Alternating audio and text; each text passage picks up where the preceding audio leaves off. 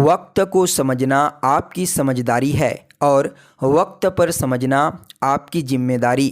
नमस्कार दोस्तों, मैं ज्योतिष आचार्य वासुदेव मिश्रा आपका अपने चैनल सत्य की खोज में हार्दिक अभिनंदन करता हूं। दोस्तों, आज का यह ज्योतिष का कार्यक्रम आप लोगों के लिए यानी कि कन्या राशि वालों के लिए बेहद ही ज़्यादा खास कार्यक्रम साबित होगा। जी हाँ दोस्तों, आज हम चर्चा करेंगे एक महान राजयोग गज केसरी योग के प्रभाव के बारे में।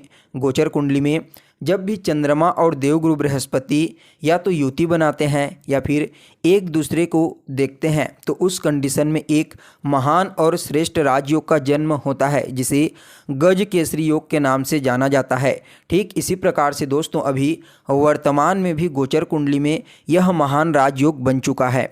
तो ऐसे में जानने का प्रयास करेंगे यह राजयोग आपके जीवन में क्या परिवर्तन कर सकता है, कौन कौन सी बड़ी खुशखबरी इस राजयोग के प्रभाव से आपको मिल सकती है और इस राजयोग का संपूर्ण लाभ प्राप्त करने के लिए आपको क्या उपाय करना चाहिए, हर एक जानकारी विस्तार के साथ बताएंगे। इसलिए वीडियो को बिना मिस किए अंत तक देखिए अभी वर्तमान समय में देवगुरु बृहस्पति अपने मित्र मंगल की मूल त्रिकोण राशि मेष राशि में गोचर कर रहे हैं बलवान अवस्था में। और आज के दिन यानी कि 24 नवंबर की शाम ठीक 4 बजे चंद्रमा मीन राशि से निकल करके मेष राशि में प्रवेश कर चुके हैं, जहां पर आने वाले 26 नवंबर की शाम 8 बजे तक रहेंगे। उसके पश्चात अपनी उच्च राशि वृषभ राशि में प्रवेश कर जाएंगे। तो दोस्तों देखिए, चंद्रमा बहुत ही तेज़ी से चलने वाले ग्रह हैं। जितनी दूरी को शनिदेव 2.5 साल में पूरी करते हैं उतनी ही दूरी को चंद्रमा 2.25 दिन में पूरी कर लेते हैं। इसलिए हर महीने चंद्रमा हर ग्रह के साथ मिल करके कुछ न कुछ राजयोग और दुर्योग का निर्माण करते हैं। ठीक इसी प्रकार से एक महान राजयोग जो अभी आपको बताया गया है गज केसरी योग आज से लेकर के 26 नवंबर के मध्य बनेगा। यहाँ पर चंद्रमा और देवगुरु बृहस्पति, चंद्रमा मन के कारक हैं, देवगुरु बृहस्पति ज्ञान की कारक हैं, तो इसका प्रभाव कितना व्यापक होगा आप समझ ही सकते हैं। जब यह दोनों ग्रह युति बनाते हैं तो व्यक्ति के जीवन में सभी प्रकार की सुख सुविधाएं, धन दौलत, हर चीज़ का आगमन होने लगता है। यहाँ पर देवगुरु बृहस्पति व्यक्ति के मन को अपने कंट्रोल में ले लेते हैं, जो खुद ज्ञान के कारक हैं, विवेक के कारक हैं, ऊंचाई के कारक हैं, सफलता के कारक हैं। तो आप समझ सकते हैं जिसका मन देवगुरु बृहस्पति के कंट्रोल में रहेगा तो वह व्यक्ति कितना बेहतर होगा। तो ऐसे में दोस्तों इस समय गोचर कुंडली में भी इसका प्रभाव ठीक इसी प्रकार से पड़ने वाला है जैसा अभी आपको बताया गया। तो देखिए आप लोगों के लिए यानी कि कन्या राशि वालों के लिए यह जो राजयोग होने वाला है यह आपकी राशि से अष्टम भाव में बनेगा। वैसे तो अष्टम भाव को उतना अनुकूल स्थान नहीं कहा जाता, लेकिन फिर भी देवगुरु बृहस्पति का अष्टम भाव में होना कई मामलों में अच्छा माना जाता है। तो सबसे पहले तो अष्टम भाव में चंद्रमा के साथ मिलकर के यहाँ पर आपके व्यक्तित्व को प्रभावित करेंगे, आपके व्यक्तित्व में शीतलता ला देंगे, नॉर्मलता देखने को मिलेगी। चंद्रमा यहाँ पर आपके लाभ भाव के स्वामी बनते हैं, देवगुरु बृहस्पति आपके सुख स्थान के और आपके व्यापार स्थान के स्वामी बनते हैं। तो ऐसे में आप समझ सकते हैं इस राजयोग के प्रभाव से आपके जीवन में सभी प्रकार की भौतिक सुख सुविधाओं में वृद्धि देखने को मिलेगी। अगर आप कोई नया वाहन खरीदना चाहते हैं, मकान खरीदना चाहते हैं तो खरीद सकते हैं। किसी ज़मीन पर निवेश करने के बारे में सोच रहे हैं तो आप निवेश कर सकते हैं। इसके अलावा माता के साथ संबंधों में मधुरता आएगी। साथ ही साथ यहाँ पर भौतिक सुख साधनों को प्राप्त करने के लिए इस समय आप थोड़ा ज़्यादा ही एफर्ट करेंगे। यहाँ पर बिजनेस व्यापार में आपको विशेष तरक्की देखने को मिलेगी। खास करके जो लोग किसी ऑर्डिनरी चीज़ का व्यापार करते हैं उन लोगों को इस समय चंद्रमा और देवगुरु बृहस्पति के प्रभाव से विशेष लाभ मिलने की प्रबल संभावना नज़र आ रही है।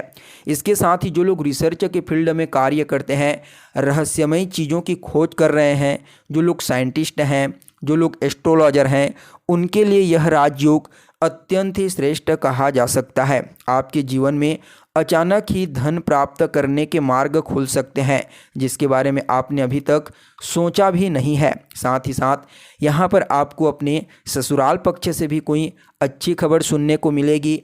आपके जीवन साथी का जो वाणी होगा वह काफ़ी प्रभावशाली रहेगा, मनमोहक रहेगा। इस समय आपके जीवन साथी की वाणी में मधुरता देखने को मिलेगी, जिसकी वजह से आपका वैवाहिक जीवन, दाम्पत्य जीवन काफ़ी अनुकूल कहा जा सकता है। इस समय आपको सेहत से संबंधित भी कोई प्रॉब्लम बिल्कुल भी नहीं होगी, लेकिन फिर भी आपको अपने खान पान पर ध्यान देने की आवश्यकता है।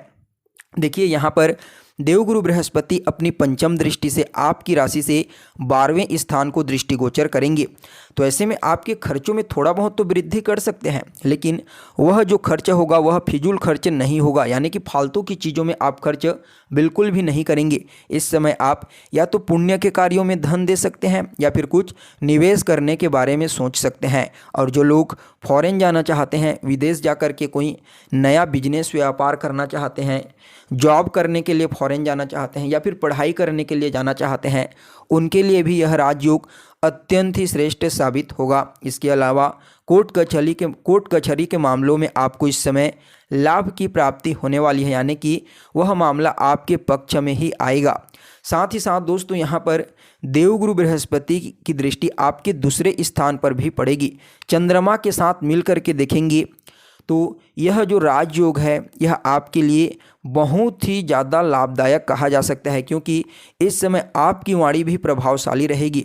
आप अपनी वाणी से कई प्रकार के कार्यों को चुटकी में कर लेंगे। इस समय हर कोई आपकी वाणी के ऊपर फिदा हो जाएगा, मंत्रमुग्ध हो जाएगा।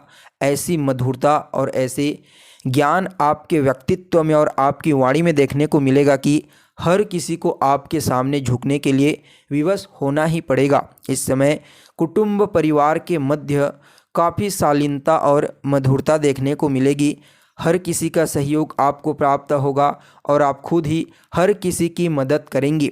यहाँ पर पैतृक संपत्ति का लाभ आपको मिलेगा। अगर आपका धन किसी जगह पर फंसा हुआ है तो उस धन के प्राप्त होने की भी इस राजयोग के प्रभाव से प्रबल संभावना नज़र आ रही है। तो वहीं दोस्तों यहाँ पर आपके दूसरे भाव पर जब दृष्टि डालेंगे देवगुरु बृहस्पति और चंद्रमा, तो कहीं ना कहीं आपके खान पान को भी शुद्ध कर देंगे।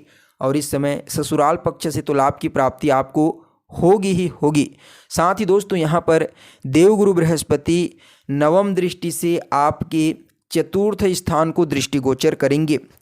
तो पहले भी बताया जा चुका है कि भौतिक सुख सुविधाओं में वृद्धि कराने वाला साबित होगा। माता के साथ संबंधों में मधुरता आएगी। इस समय आपका मन एकाग्र रहेगा, स्थिर रहेगा। विद्यार्थी के लिए समय अत्यंत ही श्रेष्ठ कहा जा सकता है। उनका पढ़ाई के प्रति रुझान, पढ़ाई में उनका फोकस विशेष रूप से इस समय देखने को मिलेगा। ओवरऑल कुल मिलाकर के देखा जाए तो यह जो राजयोग होने वाला है गज केसरी राजयोग आपके जीवन में कई मामलों में आपको सकारात्मक परिणाम प्रदान करेगा। फिर भी इस राजयोग को और ज़्यादा बेहतर बनाने के लिए रोजाना केसर का तिलक लगाइए। साथ ही ओम ब्रीम बृहस्पतये नमः इस मंत्र का 108 बार जाप करें। आपके लिए यह गोचर काल श्रेष्ठ साबित होगा। तो दोस्तों कैसी लगी आपको जानकारी कमेंट करके बताइए। फिर मिलते हैं एक नए और ताज़ा एपिसोड में। तब तक के लिए नमस्कार।